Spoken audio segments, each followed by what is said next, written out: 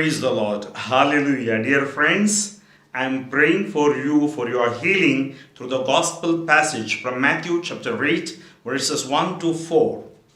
When Jesus had come down from the mountain, great crowds followed him, and there was a leper who came to him and knelt before him, saying, Lord, if you choose, you can make me clean. He stretched out his hand and touched him, saying, I do choose. Be made clean. Immediately his leprosy was cleansed.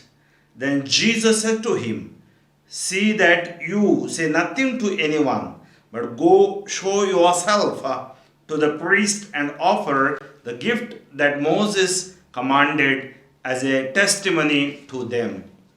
Heavenly Father, I praise and glorify thy name. Today the world is suffering due to this coronavirus. I pray, Lord, for the deliverance and healing for the people, those who are suffering around the globe, especially in my state of Karnataka, all over India and all over the world.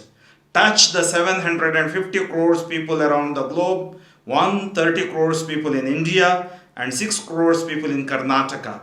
Lord, have mercy on them, those who are quarantined in ICU, on oxygen, and also those who are on ventilators. May they come back to life in Jesus' name. I pray for the families. Fill the families with hope.